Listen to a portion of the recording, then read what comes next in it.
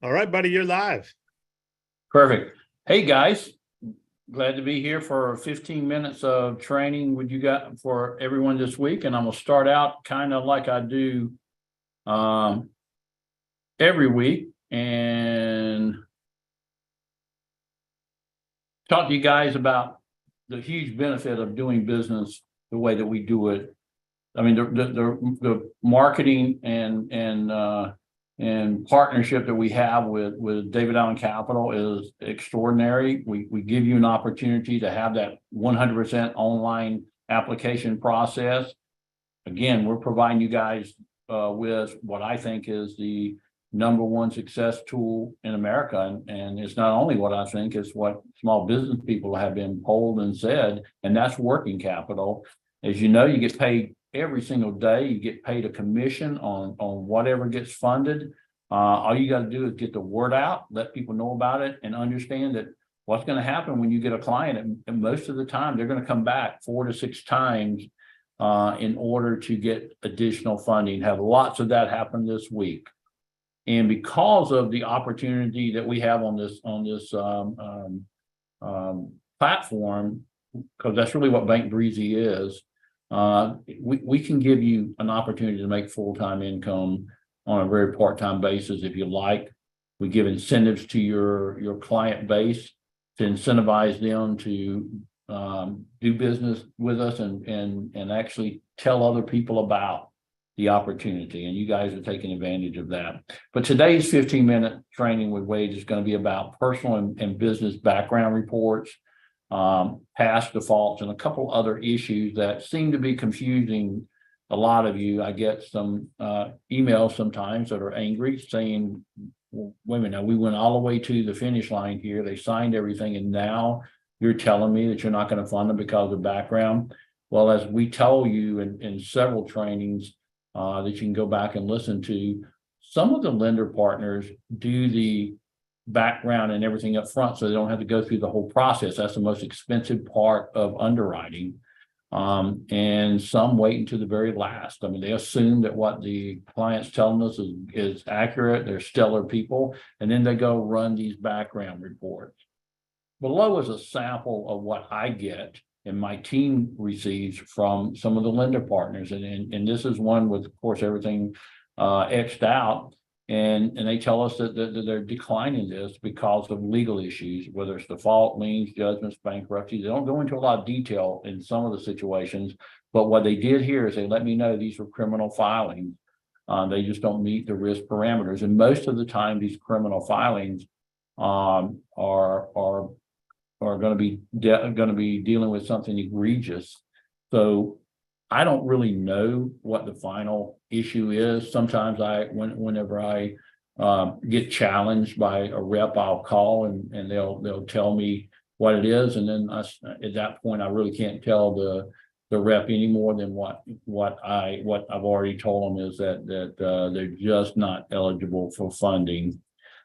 The file is going to be declined if any of the following issues in the prospective client's background: criminal charges for theft or any other kind of financial crime, even if it's a misdemeanor of writing bad checks. If that's happened over the last 7 to 10 years, the most likely almost everybody's going to turn them down. Other criminal filings involving any kind of egregious acts like murder, harm to children, spousal abuse, kidnapping, anything like that, they're going to turn them down. If they are way behind on child support, a lot of the lenders just won't. It's just a principle. They just won't fund anybody that, I don't care if it's you tell me it's a business account, they shouldn't feel that way, but they do. And then if they filed any kind of personal or business bankruptcy over the last 7 years, and really it could be as much as 10 years, depending on whether there were any MCAs involved in that bankruptcy proceeding. The file will be declined if they find any current business has history of changing bank accounts to avoid overdrafts. In other words, if they had another business and under another name, but they were the owners, it's going to usually pop up that they defaulted because they changed bank accounts because they didn't want any more drafts coming out of it, and that's the default. If they change their bank accounts recently to an online bank like Lily or Found or some other online banks, you're just not going to get these guys funded because a lot of these online banks don't allow daily drafts to come out, or even weekly drafts in a lot of cases. There are some that are exceptions, like they'll take Square and some others, but there are certain ones that you just can't get funding because they don't cooperate with the ACH network. If the business has changed partners because of past legal issues, just avoid it.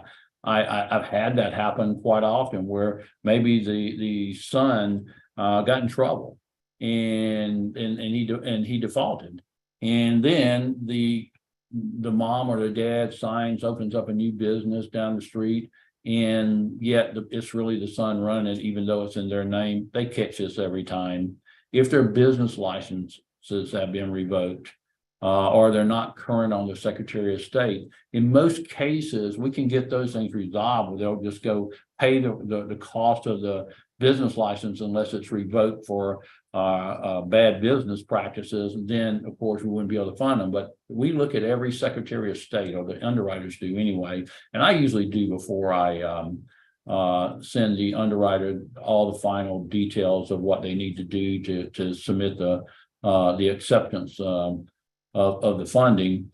But if the Secretary of State's not valid, then it doesn't necessarily mean they're going to decline the file. But what it does mean is that somebody's got to make that valid. And usually it's just because they just didn't file that year. A lot that happens all the time, and that's not as big a deal. As far as if they accept funding from a competitor over the last 30 days, and this is all found through the decision logic process, and that's why they do the bank verification.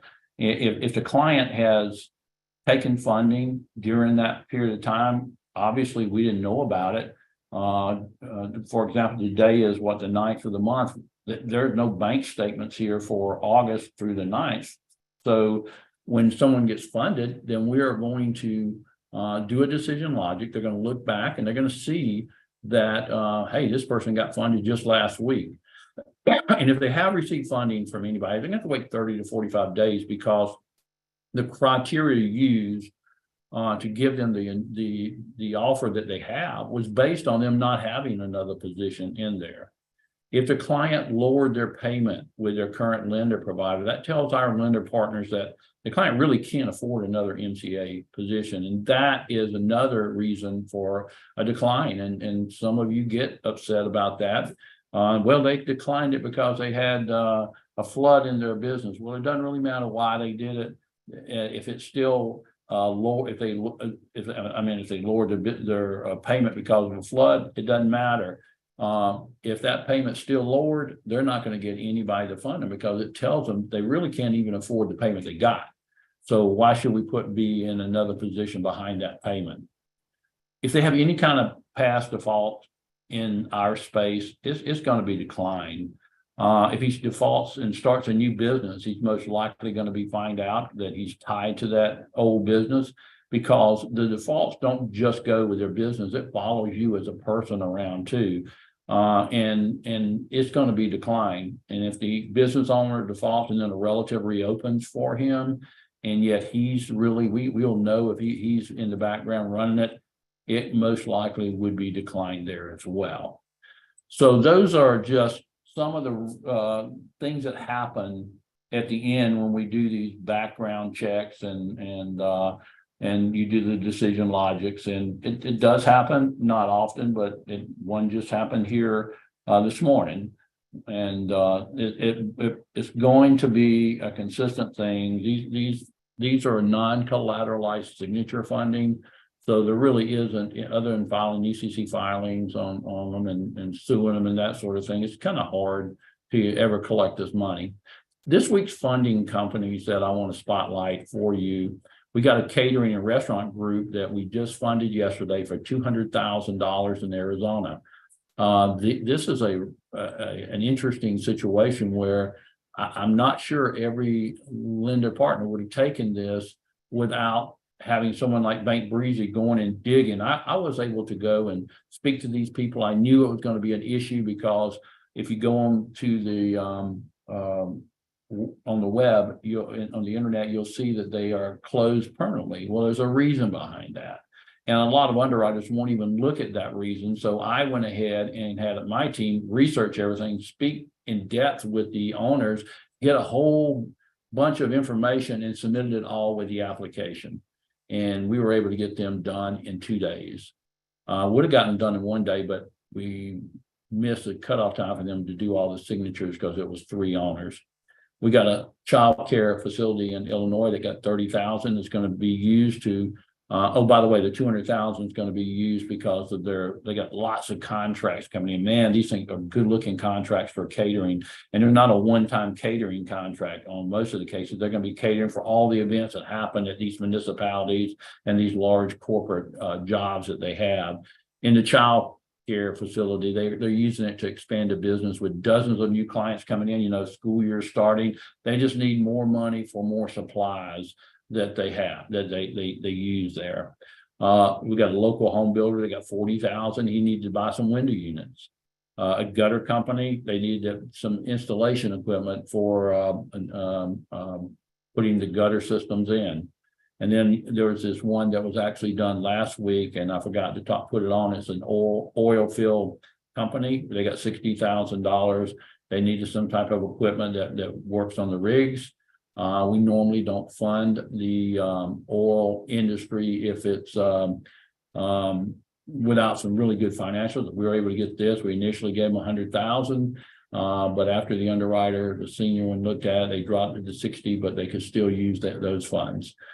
So David, that kind of wraps up what I've got to talk about. I'll be glad to take any kind of questions that anybody may have. Great stuff, buddy. Great stuff.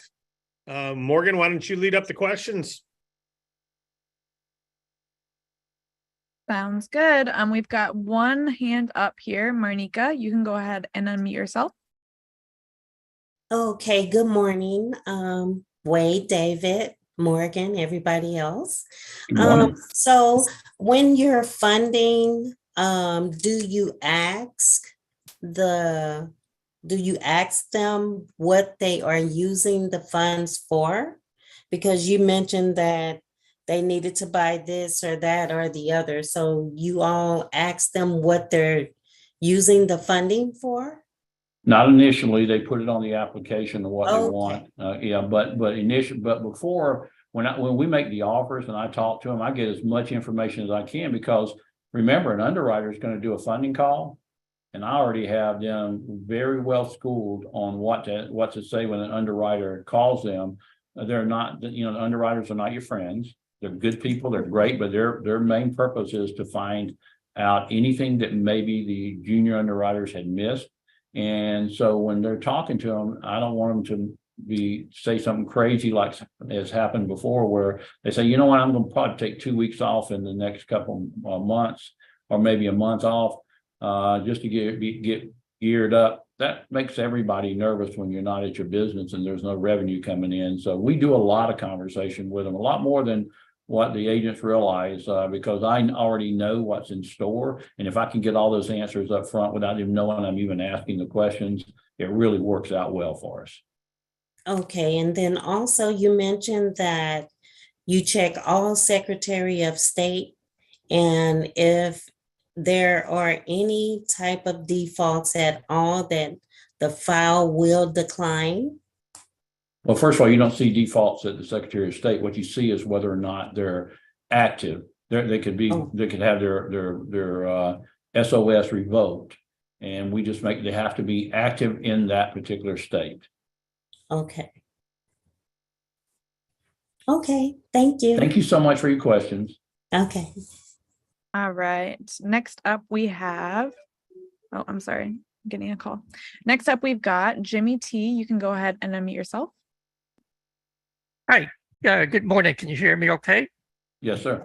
All right. I have a couple of questions regarding background checks. But let's start with the easy one first. You mentioned that if they have an online bank like Lily or Founder, you cannot provide the funding for them. that true for all online banks or only certain ones? And let's say if we come across a business owner that currently has an online bank account, and we advise them to move to, a regular bank account, is there like a wait period before they can apply for the funding? Well, let me answer that two ways. Number one, we don't just decline them on our end if they're online. We always submit them to all the underwriters, and you never know, something could change and they will take it. I know certain banks they won't, but they're just because they have an online bank doesn't mean we're not going to get them funded. It just depends on the underwriters and the company. Number two, when it comes to online banks and you tell them to go change their bank, that bank's got to be changed for 3 months. We got to have 3 months of bank statements with another brick and mortar bank. So all online banks are not negative, but many are. Okay. My second question, as you mentioned that if a partner had the previous legal issue, and the reason I bring this up because this is something I came across a number of years ago. One of the business partners, did something that was not good and got caught for that, but the other partner was totally unaware of what was happening. So on something like that, and then of course, the partner that did the illegal thing was told to take a hike and never commit. So they pretty much again. So is there a possibility for the other partner to appeal or make it, ask for it to make a statement or something like that? Yep. Yeah, I mean, if the partner is no longer part of the business and they just can give us that information, they won't be held. It won't be held against them. If the partner is no longer there and the partner is not an owner any longer and no longer there, we can bypass that. Okay, thank you. Thank you. All right, next up we have James. You can go ahead and unmute yourself. Good morning. Morning. Yes, sir. I have a question on this one is about instant funding. If a client, it's my understanding, they have to link their checking account or business account with the bank Plaid. Is that correct? That's correct. Can you give a short description of how the process of doing that for a client to link their account? Sure. When they get to that section of the application process and it says link your bank, then they've got right up there on their phone or computer or whatever, it's got a section that they complete, and it'll pop up and give them all the options of what banks, and when they start typing it in, as a matter of fact, before they even get through, it'll go to all the types that match what they're typing in, and then they're able to click a link and give authority for it to be done. Okay. It's really simple. It's pretty simple. Yes. Okay. I'm sure it was. May I ask a question about health share? One question. About what? Health share? No, sir. Health plan? Not on this call. I don't. Okay. That's fine. I'll find out. All right. Thank you, ma'am. Yes, I thank you. Yep, feel free to send that into support, James, support@davidallen.com, Thank you. and we'll help Thank you you. out. Corey, you are our last question. Go ahead and unmute yourself. Hello, can you hear me? I can. Okay. All right. I had a question. Like, I'm stuck, right? I don't know if you could just give me a little bit of insight as where to go, because I have one person that's ready to get funding. They were like approved. I think they just have to send one more document, and it's like it was a low loan, I guess, and like he didn't really like look at it like I seen it, because like I can't even get a loan right now because I just started my business. So it's like he said that he could get, it was a low loan, and he's been stalling on it, and I've been like consistent with him and trying not to give up, because once I get one, I know how it is. But I just want to know if you could give me some insight on like where to go with it now, because it's like my idea to him was like just pay itself back, and then, you know what I mean, just do it like that because he's so worried about mixing his life up with it. So Well, you're talking about the instant funding up to 10,000, right? I'm probably, because it was a low. Yes, I'm certain. Yeah. Well, he knows what to do because he gets a text and he gets an email, and they're consistent and they work that deal. And if David wants to hop on and add anything to it, but I can promise you 99% of the time that 100% of the time they've gotten an email or a text of what to do. No, he does have that. I'm talking about as far as like if I could give him some insight as far as like what to do next. If he gets this loan, it's my advice was to just pay it, you know, because he's like, oh well, I already have a lot of bills and stuff. And I said, well, just it's it's a low Corey. loan, but you're Yeah, fortunate. Corey, Yes. let me jump in, Corey, real quick. Yes, sir. If he's not feeling he's got a use of those funds that can drive the growth of his business, he shouldn't take the money. Because unless he's got a reason, if he's saying I've already got enough bills and I don't want to take on more money, I don't he may necessarily not have a. So I want to finish my point. Just because if he doesn't have a reason to take that, let's say it's $1,000 and turn it into 5, he shouldn't take the money because he's going to pay back a lot. It's going to cost him a lot. Yes, So sir. this isn't like getting a credit card just to have it to build your credit. I mean, you're paying a lot of money to get money with us because you have a strategy to implement. So unless he's got a strategy, I would just ask him, what is your use of funds? Do you have an idea? And if he goes, I don't know yet, well, let's start thinking of ideas. So how you can help him is help get creative on his business on what he might be able to use that small advance for to help drive his sales, help him pay things off. So I'd get creative from a business perspective rather than the money on what he might be able to do for his business to grow the sales. No, man, I appreciate that because I needed that. But I think it's something other than because he has a business. He has a barbershop. Okay. So it's nothing like it's something other than that's the distraction. I know what it is, but it's just like I'm having a tough time with it because he knows what to do with it. He has a barbershop. So that's what I'm trying to say is like I know. But Corey, Yeah. I've got a business. If you offer me $100,000 right now, I wouldn't take it. I don't need it. Yeah. I don't. So yeah, but I'm if- in Florida. I'm in Florida, and I'm from Maine, and I'm here alone. So it's people here. They have a hard time trusting people. I'm being honest with you, sir. It's been tough on me. So I'm not saying it's not tough. I'm saying in this Mhm. particular case, we never tell people if they don't have a desire to take the money because they've already got a good idea his barbershop may not have an idea. He may not know what to do with the money to make it bring in more. So talking about what could you bring to your barbershop to increase your sales? What could you do to drive sales? Could you create a marketing campaign? Could you do an online system? Do you have any ideas? Have you tried things or have you not done things because of the money?